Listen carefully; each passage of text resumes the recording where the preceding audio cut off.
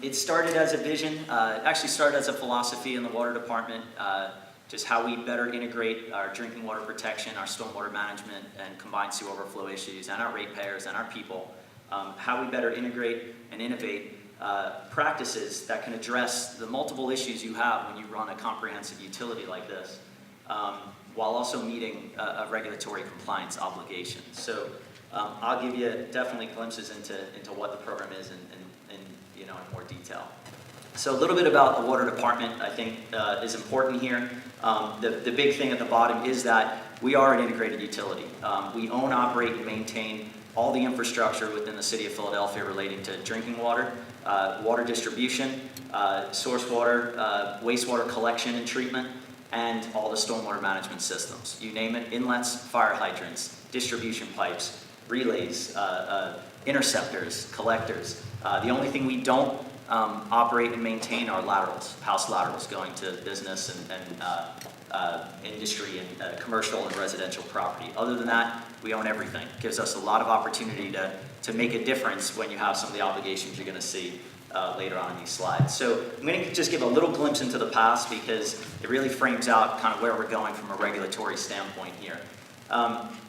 We're subject to combined sewer overflow issues. Philadelphia is 60% served by combined sewers, 40% served by separate sewer areas. So we not only have a municipal separate storm sewer MS4 permit, we also have a NIPD's permit covering our CSO world. So we have both worlds within Philadelphia. Green City Clean Waters really is a product coming from combined sewer overflow regulations predicated in policy based in 1994, trying to bring cities into compliance with the Clean Water Act. Basically what it did is it said through a NIPD's discharge permitting process delegated through the state that larger cities, phase one communities needed to do something about mitigating the effects of combined sewer overflows. A bunch of regulatory documents were due starting in the late 1990s. The key one I wanted to focus on is we put together an original long-term control plan in response to that policy. It had us do what's known as 9 minimum controls, which was kind of good housekeeping practices for your combined sewer system, maximizing flow to the treatment plant, floatables control, basically these kind of tune-up type of processes. The second phase of it was an original long-term control plan earmarked around $75 million to go towards capital projects. We knew at this point, having watched, I guess at this time, Seattle and Portland were putting together long-term control plans that were based with traditional infrastructure, tanks and tunnel systems. We said that we could probably invest around $75 million to trim off about 1 billion gallons of overflow using traditional infrastructure. But what we really wanted to do at that time was really figure out what it is we were trying to accomplish. Are we really just trying to reduce the volume of water that makes it to the water bodies? Or are we really trying to make a difference in source water protection, water quality improvements, neighborhood improvements? So we said, let's embark on an integrated watershed-based planning approach. We did a targeted approach, chemical, physical, and biological monitoring within all of our watersheds within Philadelphia to really identify what were the causes of impairment, what's really happening. And unfortunately, like in most urban settings, you find a lot of things. You find degraded stream channels, poor habitat, poor aquatic life diversity, no access to streams, even where you have those poor, instances. Trash, vandalism, a rate base that didn't even know a water body existed anywhere near their house. In addition to the traditional Clean Water Act dirty water that was in the stream channel. So you had a lot of ills at that point. You also had a lot of regulations that were kind of hanging out there. You had MS4 requirements. You had the CSO obligations that are here. We had a lot of TMDLs that were in the works. Sewage facility plannings, Act 167 stormwater management planning, and then whatever other future regulatory obligations were out there. And at the time, even in the late 1990s, I think we all knew that nutrients were going to pose an issue at some point in the not too distant future. At the time, we weren't thinking so much about climate change, but we definitely, even back then, we knew we were experiencing more flooding than we probably should as a city. Project that 10 years forward, and now we see extreme weather events happening all the time. But the secret to this was an integrated long-term planning approach that started to look at every regulatory obligations, all the kind of environmental ills that were related to our water systems, and try to do something about it. So in a city that may look like this, and this is a portion of Philadelphia, it's a little bit easier to deal with things, where you have a little bit of integration of development within a natural environment. Unfortunately, a lot of our city looks like this. We've kind of lost a lot of the natural habitat that we're supposed to have. We've had kind of this widespread development, unbridled development, and really total lack of control of the water that's generated on that property. And no one really thinks about it when it gets into a pipe and it gets to your stream channels. But when you need to reduce the amount of water that gets into that pipe, you have to take an area like this and do something about it. And what you're going to see in the latter slides of what our plan is how to take this and make it look a bit more like that where practical. So I mentioned traditional approaches to combined sewer overflow control. Most people did tanks and tunnels. That was a solution. It was a recognized solution. In 1994, when they wrote the CSO policy, they had talked about traditional approaches and time frames that really were conducive more towards piping types of solutions. It was an option. It was an option we evaluated. In addition to green stormwater infrastructure, which has taken on many forms. In Europe, it's called sustainable urban drainage systems. In the 70s and 80s, it was called best management practices. There was a time when we were calling it low impact development. Now it's kind of moved into green infrastructure, green stormwater infrastructure. But basically what we're talking about is this naturalized way to intercept, evaporate, transpire, store and slow release, or in some cases harvest and reuse types of systems. This infrastructure that really just mimics Mother Nature, tries to really reconnect the land and the water environment. So we looked at these two options, and obviously a lot more options than this, but what it comes down to is, in order to meet regulatory obligations, you need more money than you will ever come up with. We all know that, right? You always want to do projects in your house and you never have enough money to do the next project. That's the way regulatory obligations are. I have no problem with that. We should constantly have regulatory obligations hanging out there and improve as a society. What it comes down to, though, is we have limited funding. Everyone has limited funding. In Philadelphia, we have limited funding. I don't know how Chester's financial situation is, but it's probably similar to some of Philadelphia's economic situations, where we're creeping up on 30% below the poverty line in Philadelphia. So you have this regulatory obligation that is actually saying, in order to meet it, you're looking at a $10 to $12 billion investment to get to a level of control in the CSO world, and $1 billion to spend. So what do? What investment do you make when you have limited funds? So this is just kind of an illustration of a traditional tunnel approach versus an incremental green infrastructure approach. And you don't really need to get caught up too much into the details, but the point is, when you have limited dollars, you can spend it on traditional infrastructure. You can spend 10, 15 years to build that first tunnel, and you build it and you get benefit from it in year 18, 19, 20, whenever you flip the on switch. Or the first tree you plant, or the first rain garden you build, or the first green roof you put on, you're managing stormwater from that first day. That first investment you make in infrastructure is already managing water from day one. So at the end of the day, you're going to end up at the same point. 100 years from now, you'll end up at the same point. You green the heck out of your city for 100 years. You build 4 tunnels if you had the money over 100 years. You end up at the same level of control. But what it comes back to now is, in the time frame you have, with the dollars you have, what's the right approach you take? And what we felt is an incremental approach using green infrastructure allows it to be adaptable, allows it to be flexible, allows it to be incrementable, and allows it to be affordable, which I think is key when you're trying to meet all kinds of obligations. So there's a common misconception is that green is cheaper than gray. And I want to dispel that. It's not. With enough investment, you'll end up in the same point. The point is, when you only have certain dollars, what's the better investment?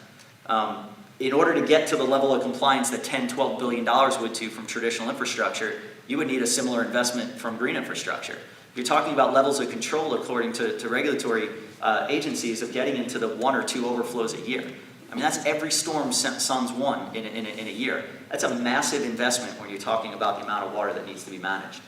So when you're looking at the amount of money you have and what kind of investment to make, there's a couple other things you can look at. And we looked in detail at the triple bottom line sides of things. And for those, I know it may be a common phrase, but what it comes down to is the environmental, social, and economic benefits, these kind of secondary, tertiary, quaternary benefits you get from just whatever investment you may make. We took a whole bunch of EPA published results, and we looked at a triple bottom line effect of both a tunnel approach and a green infrastructure approach. And when you look at it, it was, you look at some of these parameters here, the social benefits of crime reduction, property value enhancements. You look at some environmental benefits of energy improvements, reduction in carbon footprint, carbon sequestration, reduction in heat stress mortality, air quality improvements, combined with economic benefits of job growth and competitiveness and property value enhancements.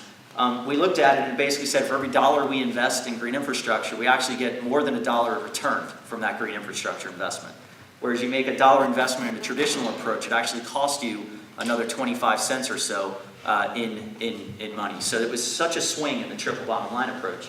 Now, that means a lot to planning folks. It probably means a lot to your rate base, but does it mean a lot to the water department, to the traditional municipal authority that's basically saying, but I have money and I need to invest it somewhere. I understand property will maybe crime will be reduced. I understand air quality will be reduced, but I'm a water utility. I need to make the right investment. So one of the arguments we made internally is that when a city flourishes, your rate base flourishes. When your rate base flourishes, you now have new ratepayers to the water department. And when you have a stronger water department, more investment strategy, it allows us to build more traditional infrastructure, but hopefully makes it more appealing for more people to come into your city and want to set up shop here, want to live here, want to have a business here, want to raise a family here, which leads to a stronger utility, which leads to the stronger investment in what it is you're doing as a utility. So you almost haven't made the point to how it affects your take that as a story of the audience you're trying to appeal to. How do you tie it back into what their connection here is? So that was a long intro into so what is Green City Clean Waters, and I think these 8 or 9 bullet points kind of tell you what it is. It's a program that's going to be resilient to climate change, and we can get into a little bit more of that maybe in the dialogue, as you guys are probably experiencing a lot of flooding. And I do think there's a home for green infrastructure in flood reduction. Some people may disagree, but I definitely think it has that ability. We're looking at open space improvements. We're looking at public health improvements and increased livability. You're looking at, obviously, an enhancement to an infrastructure network. Green infrastructure is infrastructure. We're looking at transformation of our river and stream corridors, restoration of habitat. And then that last bullet is the one that I think, hopefully resonates the most. But what we're trying to do is maximize the return on every dollar spent. Maximize the return to the people who are paying for whatever it is you need to fund. And in our case, our ratepayers are going to be funding $2.5 billion of investment to meet combined sewer compliance. So the program has been about green. It's always been about green. There's been a lot of press about green, and it's always been about the vision, right? It's green is great, green roofs and rain barrels and flow-through planters and whatever it may be, bioswales and traditional tree plantings. And those renderings are nice and they tell a story, but it's obviously a lot more than that. This is a regulatory obligation with stipulated penalties and with long-term time frame on it that is as serious as you can get when it comes to spending multiple billions of dollars over the next 25 years. So this vision, this philosophy, this ideal about reconnecting people to their water environment and building green space for people to be happy and healthy in needs to meet a combined sewer overflow obligation, a regulatory obligation. So in 2009, we actually submitted the long-term control plan to the state. It took about 2 years to negotiate the terms of the order, and it was executed, memorialized in 2011. We signed a consent order and agreement. In 2012, EPA kind of gave its endorsement through what's known as Administrative Order for Compliance on Consent. And the reason I mentioned both the consent order and agreement and the Administrative Order for Compliance on Consent is I want to focus on the consent word in both of those. This was not part of litigation. This didn't come as a product. This was not a consent decree. We weren't sued.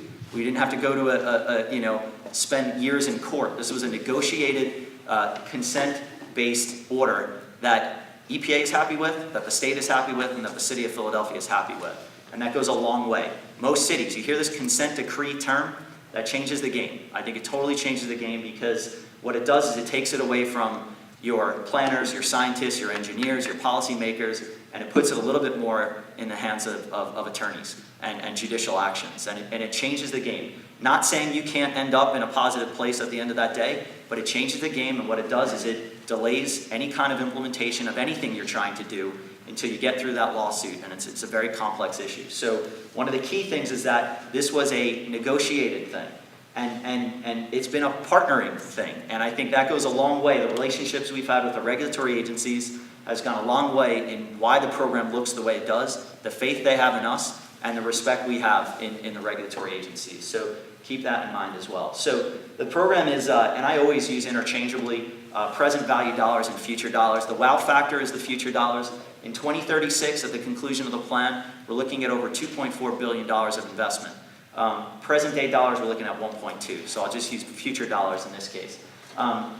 We have $1.6 billion going towards green infrastructure, $350 million in wet weather treatment plant upgrades, and then we have this pool of money called adaptive management, which is really money that's in the out years, years 20 through 25, that is supposed to look at the progress made in the subsequent years and basically see we can use it for more traditional infrastructure or we can continue down the green path. Having confidence in the approach we're taking with green, we actually lump that into the budget right now we have for green. So we're looking at a $2 billion investment for green infrastructure over the next 25 years. Substantial. Let me be clear that we're also 3.5 years into implementation. So we have, 21.5 years remaining for our 25-year program. But we're talking about substantial dollars. So what's in our consent order? There's a couple things in there, and I mentioned this investment in treatment plant upgrades. We are making an investment in that. We're increasing our wet weather treatment capacity from up to around 1.4 billion gallons a day of wet weather treatment. It's a huge investment and a pretty substantial treatment plant upgrades. But really the target behind this is using traditional infrastructure to manage stormwater. The terms of the order are reducing volume by 8 billion gallons, and getting to an equivalent mass capture of 85%. There's a couple pollutants of concern we're focused on. It's bacteria, total suspended solids, and ultimately improving DO, and the surrogate is BOD improvements. But the really proxy for mass capture and the proxy for volume is this term we've come up with called green acres.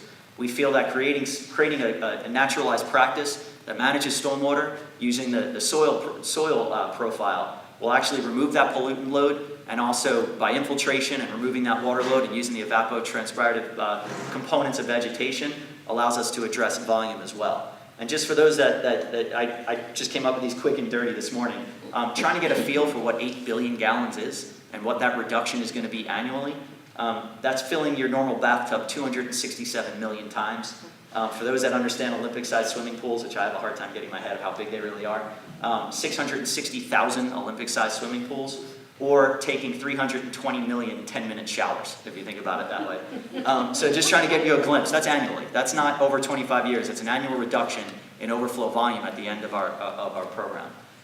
So it's a lot of money. We actually tried to we tried to equate it to what it would be like. We gave a presentation up in Manhattan not too long ago, what 8 billion gallons meant in Central Park. And it was actually 37 feet deep of water covering Central Park, the entire proximity of Central Park, to give you a feel of the types of water we're dealing with. And you may know exactly what type of water you're dealing with when a whole neighborhood gets flooded during a storm event. You know the power of water. We did have a bunch of regulatory deliverables, which I think all of this stuff is on our website, and I think will provide some value.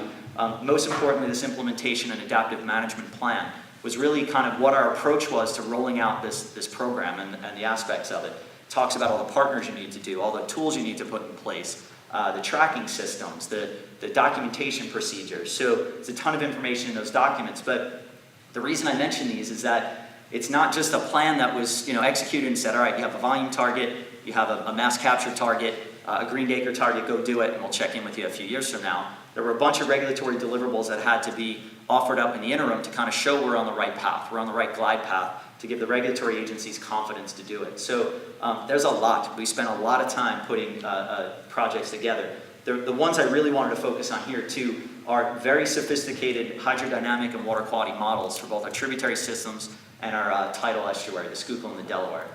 So it's not only just doing the modeling at the site scale or monitoring at the site scale, it's also looking at very, very sophisticated models to look at what your end of the day improvements are. I mean, that's what the regulatory agencies want to see. Did you make an improvement in the water body that you're trying to protect? I look at this as having to come up with a regulatory definition of a greened acre. It is kind of a funny name. We always debate whether or not we should have called it that, but really what it is, and I'll define it as any kind of practice that uses these tools that I've mentioned a few times now: interception, infiltration, evaporation, transpiration. But really what a greened acre is, to give you a glimpse, is it's managing the first inch of runoff from an impervious area, from a directly connected impervious area, using some kind of naturalized practice. So I think my next slide gives you the scale of what we're talking about here. We have a greened acre target of 9,600 acres, 15 square miles, which represents over 1/3 of the impervious cover in the combined sewerage section of our city. It's a huge number. Yes? That 1 inch of water, it's the 1 inch of water that would fall over one impervious acre. Well, yes, that's correct. It can be collected in an area that's smaller than an acre. Yes. So yeah. So I use the example all the time. If you had a 1 acre parking lot that was, that had a traditional inlet and it was tapped into your sewer, and an inch of rain falls on that site, it goes right into your sewer. That's directly connected impervious area. You could take that whole parking lot, and if you wanted to, you could tear it all up, make it totally green, and as long as it still managed that first inch of runoff that fell from that storm that normally would have run off, and it infiltrates or does whatever it needs to, that would be considered a greened acre. So it's a physical greened acre, and it's acting as a greened acre. You could also take that parking lot, and you could take 1/10 of the area. You could make it a vegetated practice, a bioswale, a rain garden, and if you managed an inch of runoff that falls in the remaining impervious area, and it's now managed in your bioswale, that acre is now still a greened acre. So it's not physically a greened acre, but it's acting as a greened acre. So when we say that we want 34% and 1/3 of the combined sewerage section of the city, I would love to tell you it's going to be forested 34% of total greening, not a lick of impervious cover. It most likely won't. If we can do that, obviously we maximize all the triple bottom line benefits. But we're going to get 1/3 of that impervious cover to act in a more naturalized system. The greener we can do it, the better. The more impervious cover removed, the better. But really, at the end of the day, what we're trying to do is sprinkle these green practices in, reduce the impacts of that impervious cover. So your first question may be, how in the heck are you going to take 15 square miles of Philadelphia, your densely populated urban center city section of Philadelphia, and how are you going to try to green it? So obviously it takes a lot. It takes a village. It takes a lot of tools. So I'm going to just blow through these three-pronged approach that we have to implementing green infrastructure. We're using a direct Pwd investment, one that's using our ratepayers' dollars, diving into it. We're trying to standardize the way public works projects are done. So anytime your gas company, Verizon, electric company, any telecommunications, anytime we redo a street, anytime we're tearing it up to do water sewer work, there'll be ways to come back in and throw green right back on top of it. So trying to standardize applications of green infrastructure on traditional public works types jobs. And then private incentives and private regulations, which is key, absolutely key to the successful implementation of any kind of green infrastructure program. So we're going to run through Pwd Initiatives and just kind of show you what our approach has been to date. We've been focused mostly on pieces of land that have been in public control, public domain. So more of your kind of parks and rec systems, more of your schoolyards, your streets, your street right-of-way, campuses, vacant lands, and in some instances trying to do some stuff in residential homes and many other city facilities.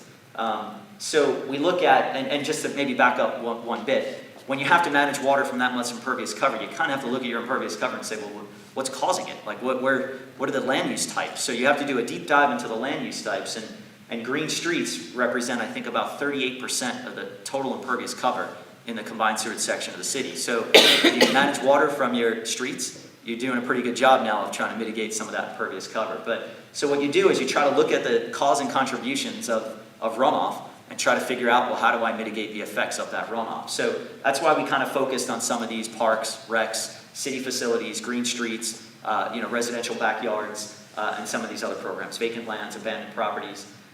So we focused on green streets. It's been the bulk of our program to date. We have a ton of information we can absolutely share with green streets design manuals and guidance docs and you name it. But we don't just do green streets to manage stormwater. We do green streets more as complete streets. So we look at traffic calming. We look at kind of think with neighborhood revitalization and reinvestment involved in it. We all know the statistics and the reports about access to green space and the benefits it does to property values. And then, what we do, we have a strict maintenance program, which I'll show you. shows our ratepayers that not only are we building infrastructure, we're here to maintain it. We're investing in your community, and we're here to maintain it as well. And this, our Green Streets applications in neighborhoods in the city, I think are that vision of giving something back to the ratepayer. They see that physical change in their neighborhood, whereas if a tunnel was developed along the waterfront, they never see it. They may be paying for that for the next 50 years, but you know what? They're not going to be seeing that tunnel. They're not going to feel any of the effects of those tunnels. We're looking at vacant lands, and one of the first questions we get is, but you can't take a vacant land. That's someone wants to develop on that. You can't take that green space or open space and manage stormwater on it, because eventually someone's going to want to buy it. And we hear that, and we agree with that. So our focus for the first few years is trying to look at kind of pieces of land that nobody really wants, abandoned traffic triangles, properties that just are not primed for redevelopment. And we'll say, let's cut our teeth on taking some of these abandoned spaces and build some green practices and see what it does. See if we get now some new neighborhood development in. Try to have these little community green space. We also started looking at green space or vacant land spaces that we could take the whole site and manage stormwater, not just a piece of it. I think one of the things you don't want to do is take a huge area and build something that's a fraction of it and improve the corner of it with a stormwater management practice, and the rest of the vacant land looks terrible, right? It still has trash, it's still not mown, it's still not taken care of. So what we really wanted to do was take a space and really make something beneficial out of it. So we've been focusing on vacant lands that are full parcel, that are not primed for redevelopment, and that are kind of sprinkled in neighborhoods throughout the city. Schools has been a key focus of ours. It was actually one of the first grants we received from the EPA. We invested in Greenfield Elementary, which is where this school comes from. Schools are probably, I keep feelings out of this. They're a very important land type. Not only do you have the students and the education and the curriculum you could develop about people and letting these students know, how they better connect with their environment, how better natural systems work. But you also have the faculty that you're touching at these schools, and then you have the parents of the students that are at these these schools that are also learning about what we're trying to do. And then you have these schools that look like giant pieces of impervious cover in every neighborhood. Now they get a little bit of life to them with green space. Now the neighboring properties get to see a little greening that's happening in their city. So you're affecting the residents. So you have residents, you have faculty, you have students, you have parents. It's just they're key locations. They're kind of keystone locations or anchor locations to make investments. Not to mention they're primed for being part of a much bigger program for curriculum development, for basically just bringing other aspects, play equipment. We've been partnering with folks to try to have them pony up the play equipment. So now you're really doing more of a complete street that maybe is spearheaded with a little bit of investment to manage stormwater on the site. We were looking at green homes. It's another 20% of the impervious cover in the city. There's a lot of runoff that comes from rooftops. We're a city of row homes. We have a lot of flat roofs, but we don't have the ability as a water department to go to a row home and put a green roof on it. Not only is that not cost efficient at this point, we just don't have the ability to do blanket green roofs on residential properties. We can't go in and retrofit someone's property if they don't want us there. So we've developed a rain check program that's been mimicked over Washington, D.C. has what do they call DC's program? DC Smart, River Smart, I think the name of it is. But it's a residential kind of incentives program where we'll actually go out and we'll offer up financial assistance and design experience to go and maybe tear up your driveway, paved driveway, and maybe put paving stones or porous driveway. Or install rain barrels or flow-through planters or do basic downspout disconnects into rain gardens. So it's an incentive programs that start looking at green homes. And you may ask, well, what does one rain barrel do? Rain barrel may take 50 gallons, off during a rain event. You need 20 rain barrels to really get the first inch, off a residential. But what it is, it's an outreach tool, right? It's reconnecting people with managing water and really a better connection to what we're trying to do to improve the city. So I should have mentioned this a second ago. So yeah, yard trees, depaving, rain gardens, just a lot of tools that we could do on residential properties. We've been focused quite a bit in parks. Again, these are kind of anchor sites. Parks and recreation, people want a place to recreate and hang out. So we look at them as kind of keystone sites again. We look at perimeter street runoff around it, and we say, how can we take runoff from the neighborhood, and how can we bring it into the site? How can we manage it in the site? And how can we do it in a way that fits into kind of the aesthetic aspect of the park itself? How does it kind of leverage funds that the park is trying to do also to improve the look and feel of this area? And how do we make these really kind of community features again? So we've been focusing on parks. We have the fortune of dealing with campuses. We have Temple, we have community colleges, LaSalle, St. Joe's, Drexel, Penn. We have large property owners with a pretty strong ethic in kind of green initiatives on their campus. So you're looking at hundreds of acres of single property owner with a strong environmental ethic. So how do we partner doing green campus planning with them? How do they do smart development? How can we kind of link up with them? And how can we do street side practices, parking lot retrofits? How do we really get, leverage dollar points for the investment they're trying to make for the campus with what we're trying to do in the public right away? A lot of opportunities. Penn has been an amazing example, and we're about to do some innovative stuff at Temple as well with some projects. So it's been a great connection to date, and it's only getting better. Facilities, right? You have to, if you're going to talk the talk, you have to walk the walk as well. So this is a picture of the free library in Philadelphia. We have parking lots as well. That's the airport parking lot that was able to meet stormwater regulation requirements by not losing this is the employee parking lot, not the long-term parking. They were able to maximize or still get the number of parking spaces they need while managing enough water on site. So, again, you're looking at all these impervious cover types, you're looking at all the landowner types, and trying to figure out how can we redesign them so they manage stormwater, and how do you do it in a way that still meets the needs of the landowner type. So that's a glimpse of the investments we've been making on the public side, and this is just a map. All this is online. It's called the Big Green Map. It's on phillywatersheds.org. Just some statistics of what we're doing and kind of where it's sprinkled throughout the city. So it's been, 3.5 years of compliance implementation at this point, but, we started doing this type of work in 1999. So we've had kind of a lot of times to cut our teeth in what we're trying to do. So you can see the variety of practices. It's exciting with tree trenches, tree planters, bump outs, rain gardens, and I have images of a bunch of these. So I wanted to focus on that word investment too. This isn't just get it out there, design it, have it look pretty and walk away from it. It's infrastructure. We treat it as infrastructure. We have to depreciate it like infrastructure. We use capital funds as such. It makes it into our bond rating.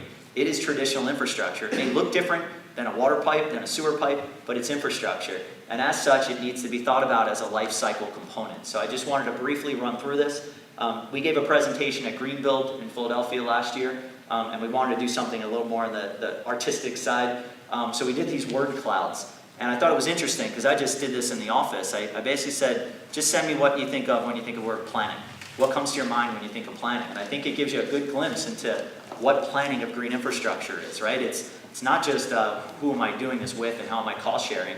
It's who owns the land that I want to do it on, and what's the impervious cover type, and do I want to tackle vacant lands, or do I have the ability to go into alleys? Do I look on a small scale, or do I look on a planning district-wide scale? Who's the partner I want to work with? Is that industrial property interested in doing something? What is the community going to think of it? What are my funding mechanisms? Can I even use capital dollars by doing that, or do I have to go figure out a way to get grant money? So you think about all these planning terms, and all that's going to factor into how you guys put a green plan together. So a bunch of years back, we were looking at site scale, right? Someone came and said, this street is primed for us to do something, and so we look on a site scale, and then you get Parks and Rec says, well, I have this big giant green space, we're willing to do something on the site, so we start looking at an area, and can we get many acres of water, can we bring it to that site? So we look at an area-wide kind of disconnect. Then you look at kind of a region, a neighborhood-based or transportation corridor. You start looking at kind of a planning district or an area, and you start to analyze, well, there's 5 schools in this area that I think I could do, and there's there's some vacant lands we think we can tackle. And you start to really put a plan together. You look at all the tools you possibly can. Your traditional tools of low point analyses and existing tree cover, and obviously existing open space that may be primed to topography, proximity to transportation if you're looking at a marketing side of it. So you look at a whole bunch of things in the planning world. What we've done recently is 60 square miles of combined sewer is a big area. It's a lot of area to tackle. So what we've done is we've kind of done a district-based planning approach that has a district planner lead. So we've parsed this down into anywhere between 10 and I think 17 square miles of area. We have a district planner lead on staff. We have a public affairs specialist that connects with them. And those two individuals together need to know every single thing that's happening in that district. They need to know the climate of the community. They need to know the land use types. They need to know the industry. They need to dive into every aspect of it in order to figure out how am I going to plan accordingly in that group. That group is then supported with what we call partnership specialists. So we have a school district lead. We have a councilmatic lead. We have a parks and recreation lead. We have a funding specialist. You kind of take all your partnership specialists now that understand the policies and the mechanisms of working with those partners, and then can kind of filter that back to your district planner who knows what I need to physically do in my area and what the community is kind of willing to do within my area. That group is then supported by a design team. So you match up your engineers and your scientists, additional planners, and they're the ones who now bring projects to fruition. So you have the outreach piece of it with the, not only just political climate, but the social climate. You plan accordingly to meet your objectives. Then you have your kind of design and implementation team. So we're about 6 months into this approach so far. We've already seen kind of a shift in how we identify sites and the fruits of the sites that are coming about. So continuing with the word clouds, design. Everything you can imagine. Design is obviously, and Jillian, probably took some years off her life at this point. Design, everything you can imagine you run into. Utility conflicts, poor soil conditions, wondering how you're going to do snow removal when you put a bump out on the street, how you deal with specs, right? We've never dealt with specifications for green infrastructure on a transit corridor before. How are you going to monitor it in order to show that your design is meeting your objectives? Is it a storage and slow release system? If so, what's the correct rate of release, and how do you design the orifice? Where's the overflow located? Utilities, I'll say utilities 5 times because they're every single where you don't want them to be. Am I worried about water quality and quantity, and am I getting the right component here? Do I have to amend soils? Is it going to be maintainable, right? Am I designing something that's not going to be maintainable? So you think about all these things that go into design, and I don't know if there's designers in the room, but it's almost mind-boggling with trying to make sure you checked off every single design box so everyone's happy. So that being said, we have a ton of design resources that I want to share. I know probably can't read these titles here, but the point is we have design guidelines internally and for consultants that work with us. We have drawing requirements and spec requirements, so these things all kind of look the right way at the end of the day. We have CAD standards, right? So everything, try to standardize as much as you possibly can as guidance documents. And one of the key things is just design workflows, right? You can't do a project alone. You can't do it alone even in the water department. You have, your CAD people may be different than your contractors, than your policy specialists, and your projects control folks. You have to figure out what the workflows are. There's public engagement. There's streets department review. So it's thinking about every single person that touches your project and trying to figure out ways to kind of streamline that workflow and kind of align roles and responsibilities. Ultimately, what that's turning into is a green infrastructure design manual. Which I think is this roadmap. Will be a roadmap for how you do green design in an urban setting. And I really do feel, and I know every city is going to say, but my city has more challenges. Philadelphia has a lot of challenges. I mean, the streets department and like any city, everyone has their own objectives, and trying to give them some more work to do is not easy. And I use the streets department example all the time. For how many years streets have been around? The idea has been get water off the street as quickly as possible, right? I don't want it on my street. It tears up my pavement. Cars can't drive through it. Get into that inlet and get it away from my street as quickly as possible. Here we are now with green infrastructure saying, well, can we kind of keep it by the street? Can we build something there so we redirect it to the street?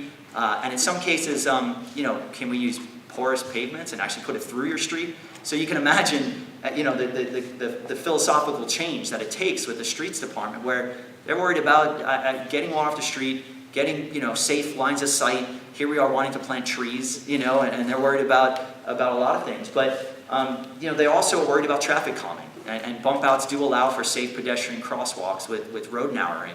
And we do never plant a tree within 30 feet of the end of block, is that right? 35 to 50. 35 to 50 feet. So we appreciate the line of sight issues. So it's how you can still meet their objectives. And what they get excited about is they may get a newly paved street if we go in there and tear it up to put a street practice in there. It's one less street maybe they have to repave. So lots of things here. There's not only guidelines, but there's also standards. So we have our stormwater regulations, stormwater management guidance manual. We have complete streets manual, green infrastructure standard manuals, our streets design manual.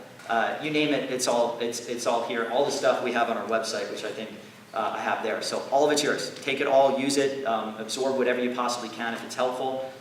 Thinking about, and even if it's in the planning phase, thinking about design aspects should and hopefully will influence how you plan accordingly. So use whatever is there and take it all. And I just wanted to show these too, because these are the backbone behind the Green Streets design manual are not just kind of the renderings. It's legitimate details. So I'm going to run through a series of practices here. It's trying to give you a visualization of what it looks like. Then it's giving you the standard details of how it functions. So approximate widths, approximate depths, and locations and components. And so all that stuff's in this manual as well. And then just to give you a feel of the actual application of it. So in this case, this is a stormwater tree trench, subsurface. Most people may come back after, the neighbors may say, well, what did you do here? This thing manages stormwater. All I see is 2 trees. Because in this case, most of the stuff is happening subsurface. And you know what? That's a win in some examples. There's maybe a time and a place where you don't want water or vegetation at the surface, but you want it to act according underneath it, and you don't necessarily need to have it be front and center in a location. So you integrate it with the land use that's present at the time. Stormwater bump out, same thing. Just disconnecting through a curb cutout, bringing it into a practice, allowing it to infiltrate and transpire with your vegetation. So all these designs are in there as well. And giving you what a real life look is. This is a stormwater planter, which Christy showed a photo of before. Simple concept. Let's take the water off the street. Let's just cut a little trench. Let's bring it into it. Let's drop it into a vegetated practice. Instead of putting planters, we see them a lot in business corridors for aesthetic improvements. Just planters everywhere. Well, why can't we have a planter that's recessed slightly? And instead of watering it above ground, we water it with street runoff. So it really is kind of taking aesthetic concepts and integrating it into the landscape. And I mentioned before, in some instances, permeable pavement will have a role. And believe it or not, this street, and it doesn't look like it from the perspective, this street is wide enough and has the loading for sanitation vehicles. So we actually have a trash truck that can drive down the street. I think it's 14 feet wide. So it is a legitimate street, and it was our first permeable pavement street. I think within 2 years, we're going to have 25 blocks within Philadelphia now that are porous streets. And we think there's a time and a place for this. And in these instances, we had to do full replacement of sidewalks, curbs, and the street. So we knew we could go in and we were tearing up everything. It allowed us to come in and actually set it the way we wanted to. We knew that laterals were going to be placed accordingly and that laterals wouldn't be leaking. We knew that we weren't going to have sidewalk upheaval everywhere. So in this case, we knew we were making a huge investment in that street, that adding kind of a porous piece to it was a slight add-on instead of just doing the permeable pavement. And then you have your rain gardens, which to me are my favorite practices because they are your visual changers to that area.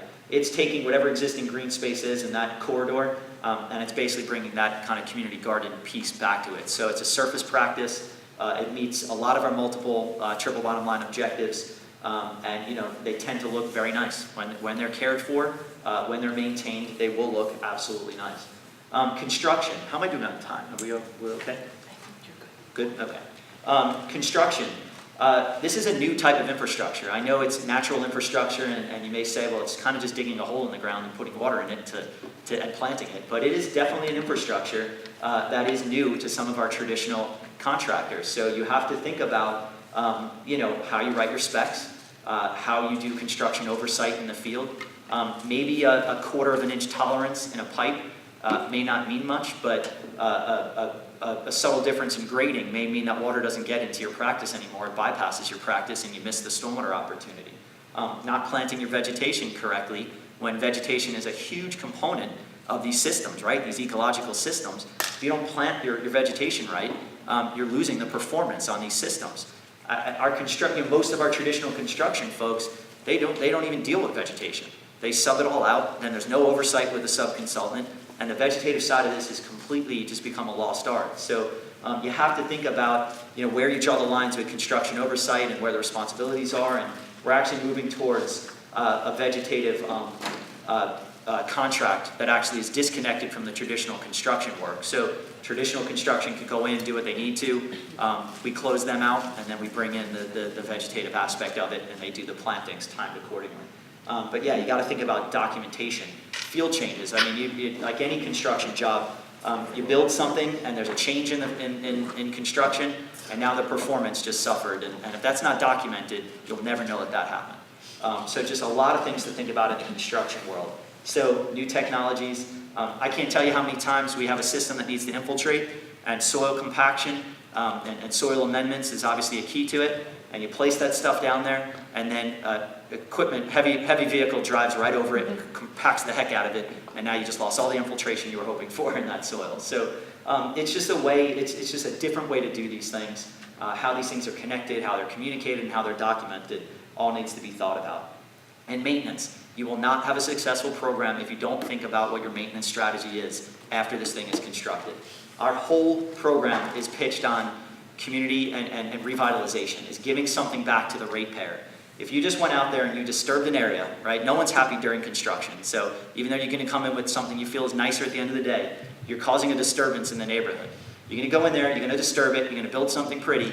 You're saying you're giving something back to the community. If you forget about it, it starts to accumulate trash, the vegetation dies, it starts to get vandalized, and you don't come back. We've just done a disservice to the people that we just asked to support our program. And believe it or not, in some instances, if that's going to be the case, and you're not going to maintain those practices, they may have been better off with a subsurface pipe or something in the street that they may not see trash accumulation and lack of maintenance. So you have to think about what you're doing. Our whole pitch is about bringing something back to the community, and you need to make sure it's a community assessment. So again, it's not just about the performance. It's not just about the vegetative side of it. It's not just about the soil. It's about the infrastructure components, the working parts, subsurface as well. We have to think about vandalism. We have to think about green jobs. That's a huge thing that we're I can't say that I know that we're part of this huge green job movement, but we feel that these distributed, decentralized vegetative practices lend themselves very nicely to some kind of job growth. And in our instances, we have civil service staff that are doing it. We have contracted staff that are doing it. We just contracted with a group called Power Corps, which are underserved youth within Philadelphia that take care of our practices. It's volunteer labor. We have adoption programs. There's a lot of people that are helping with maintenance. PHS, there's a lot of folks that are helping us deal with adoption and maintenance programs. But our program is of the $1 billion present value that we have earmarked towards green infrastructure, 125 million of that is being held for long-term O&M on these sites. So you have to think about that in your financial planning. Can I tell you exactly what our maintenance program is going to look like 5 years from now, 10 years from now, 20? Absolutely not. But I know that we have a commitment and a funding mechanism in order to do it, because that was part of our long-term control plan promise. The more we can get communities and neighbors to take care of it, the better. So you have to think about all this stuff, the inspection side of it, the reporting side of it, standards and protocols. Knowing that you're going to have thousands and thousands of maintenance practices everywhere, you can't run around willy-nilly. You need to know when to go to them, what exactly you need to do there, what piece of equipment you need, the frequency in which to do it, what needs to be maintained, what you may need to have on truck as a replacement part, a way to get vegetation should that not be working at that point. So you got to think about all those aspects of it. And then monitoring. You have to think about are these sites working? And they're complex sites. They may seem like they're not, but you have water coming from an impervious cover. You have water getting into a system either through an inlet, through a trench drain, through a cutout. Are you getting the right amount of water in there? Are you getting the retention time? Are you getting the infiltration components that you want? Are you getting the vegetative uptake you were hoping for? Is it under draining, or is it overflowing the way you want it to for extra, large storms? What is its connection point back to your sewer? Are you trimming that inch? Are you getting 1.5 inches? Are you getting 2 inches of stormwater management? So you think about all that. You think about just the climatic problems as well.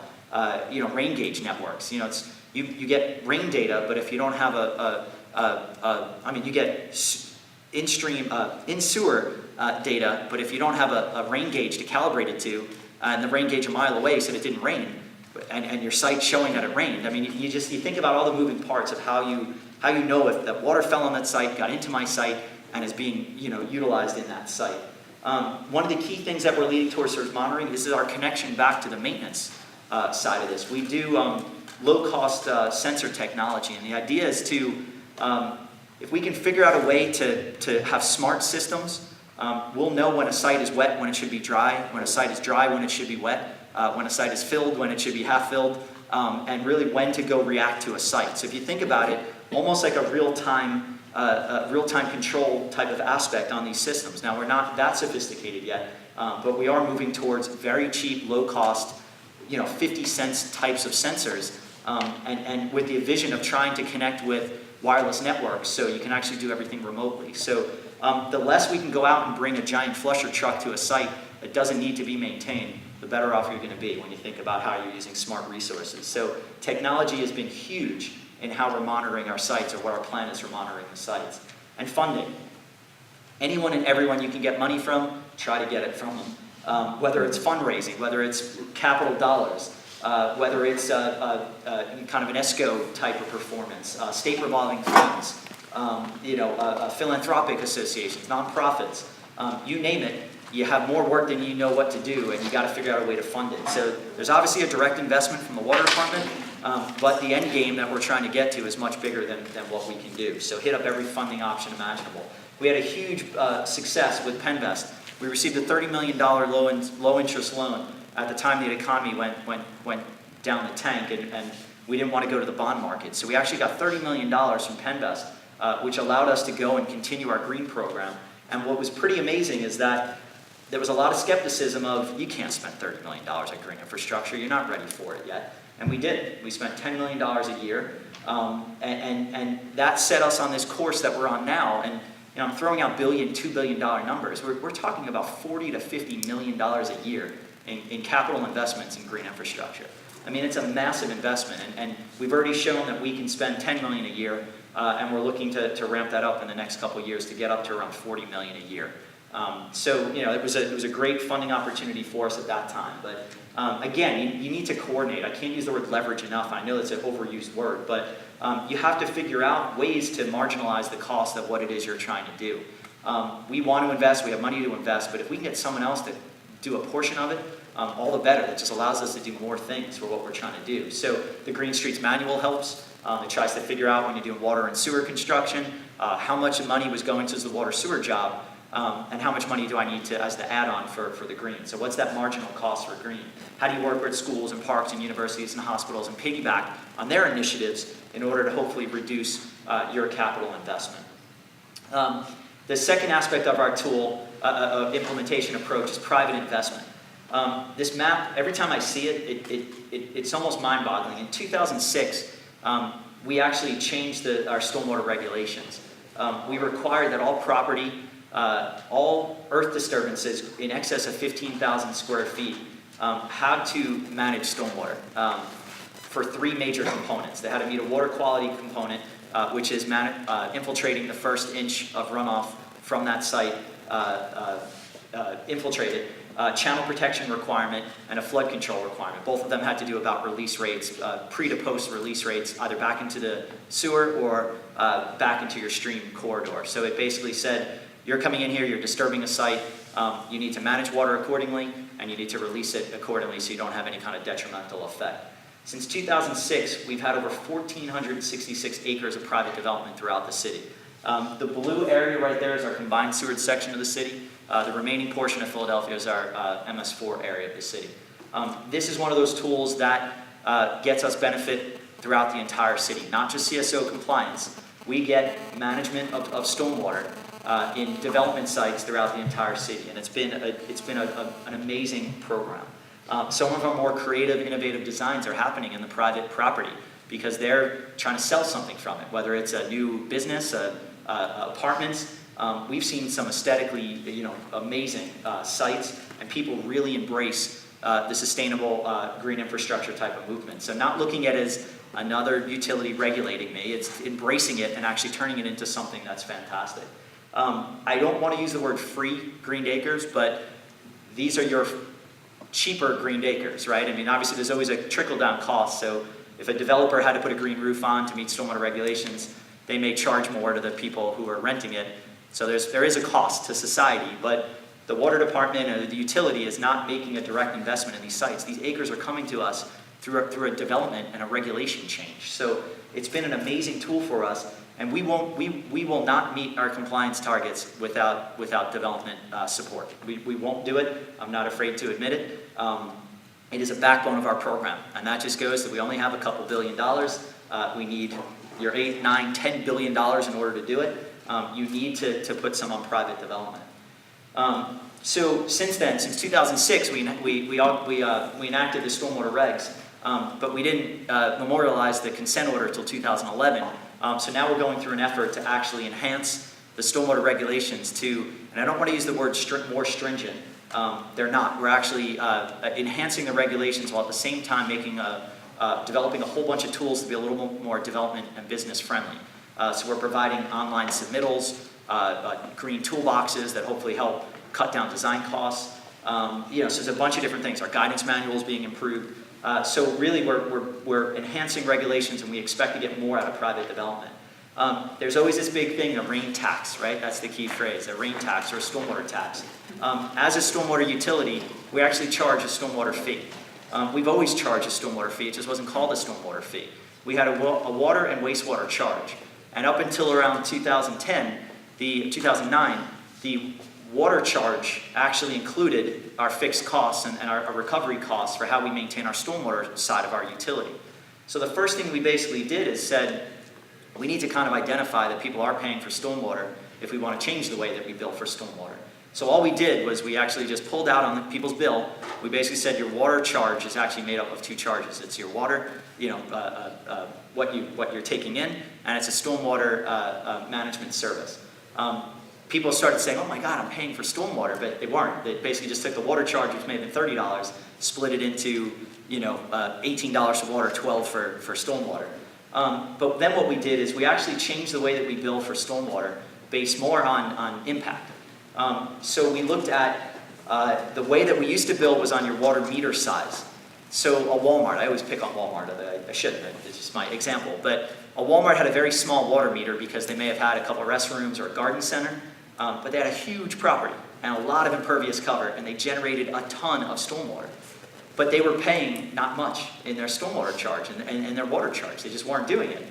So what we tried to do was a true cost of service, an equitable way to basically say, you have a big site, you have a lot of impervious cover, you should pay more for stormwater.